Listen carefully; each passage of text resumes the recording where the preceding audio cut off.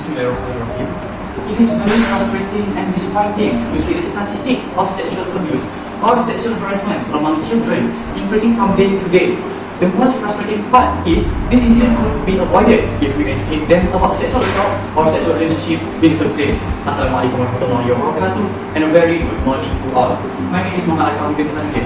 Realizing that our society today still has a little knowledge or misconception about sexual relationship, I am here today to stress the importance of teaching sex education to students as early as elementary school. Comprehensive sexual education should be compulsory in primary and secondary school, bringing the topic for my speech today. Teachers and friends, do you know that our country, Malaysia, ranks top among Southeast Asian countries for online child pornography? According to the start 2018, Malaysia has the highest number of IP addresses uploading and downloading photograph and visual of child pornography in Southeast Asia. Assistant Commandant Ong Cheng Lan of the Royal Malaysia Police Sexual Women and Child Investigation Division said, the data collected prior to year 2014 has shown that an average of 60 children a year were sexually assaulted by perpetrators whom they had befriended through internet. The figure increased to 184 in 2015 and 183 in 2016. In 2017, the figure as of May 2017 was 117. Why is this happening? And why is this crime is still on rise?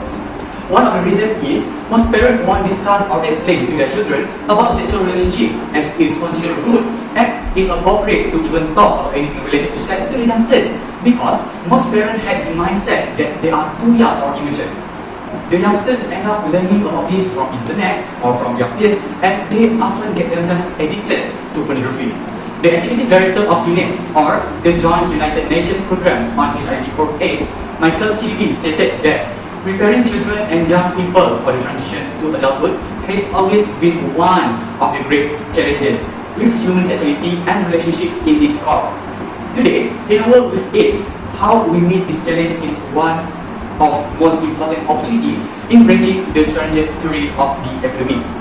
Teachers and friends, I hope you are still giving me your full attention, because later on, I will deliver 2 points on why CSE or comprehensive sex education should be compulsory to students.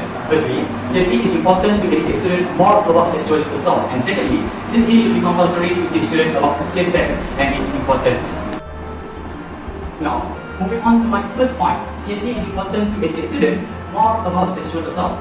I'm sure all of you have heard at least a case from the news about sexual harassment or sexual assault that had happened to youngsters. The worst part is, they were even not aware that they have been sexually assaulted, especially by people who are close to them. They thought they were just having fun or playing around with their uncle or with their brothers or even with their neighbor, but those people were actually taking advantage on the innocence of the children. Some students are conditioned from a young age to believe that some contact on a sexual nature such as touching, raping, or pinching someone in a deliberately sexual way are normal, and they willingly give consent without knowing that they are being sexually harassed. Based on a booklet published by the Penang State Government Women's Family and Development Committee, it is found that 1 in 3 girls and 1 in 6 boys experience sexual abuse before they reach the age of 18.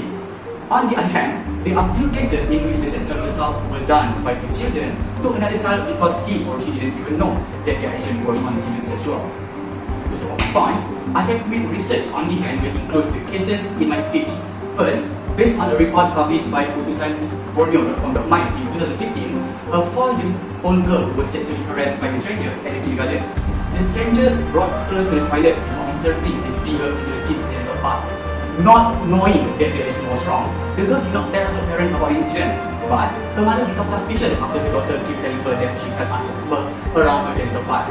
Another case, from Afro1.com in 2017, a 7-year-old boy allegedly raped a 6-year-old girl without knowing that his action was actually a form of sexual assault. From this report, we can conclude that most children are completely clueless, and it is our responsibility as an adult to educate or give them knowledge about sexual relationship. By implementing CSE in our education system, the students may learn more about the action that seems normal but actually are a form of sexual assault. I have finished discussing my first point, which is CSE is important to educate students about sexual assault. I will now deliver my second point, which is CSE should be compulsory to teach students on how to have sex in the safest way possible.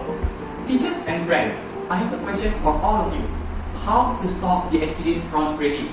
Most of you will answer avoiding sexual intercourse or abstinence. But let's be real. completely stopping students, especially those in secondary school, from engaging in premarital sex is actually impossible and not realistic at all. That's why educating students on how to have sex in the safest way should be our utmost priority. Wearing a barrier, also known as protection such as condom or internal condom for women, will cover parts of our genitals and our partner from body fluids and some skin-to-skin contact that can be a medium for the transmission of STD. I can see some of you felt uncomfortable when I'm talking about this topic, but I have to. Beginning to talk about this on contribute to the rise of STD cases among students or among teenagers in Malaysia. According to the statistics published by the Statista Research Department in 2020, about sexually transmitted disease cases in Malaysia in the year of 2018, approximately 3.1 thousand gonorrhea and 919 cases of AIDS were reported. Not only you can protect yourself from STDs, wearing barrier or protection during sexual intercourse also can reduce the chances of unwanted pregnancy that may lead to abortion. Today, I have explained that CSE is important to educate students more about sexual assault and to teach students about safe sex and its importance. Again, because I realize in our society today still has a little knowledge or misconception about sexual relationship, I'm here today to stress the importance of teaching sex education to students as early as elementary school. Implementing sex education in our curriculum does not mean that we agree with premarital sex or anything of that nature. We are actually trying to teach them to take a better and more cautious approach to this sensitive topic. Benjamin spoke, a pediatrician who wrote Baby and Childcare, once said, many parents are afraid that talking about sex with young teenagers will be taken as permission by their children to have premarital sex. Nothing could be further from the truth. If anything, the more children learn about sexuality from talking to their parents or teachers or from reading their writings, the less they feel compelled to explore for themselves. Now, it is your time to think. Would you like your children to learn about sex and sexual relationships from you and their teachers or from the internet and their peers? With that, thank you and have a nice day. Assalamualaikum warahmatullahi wabarakatuh.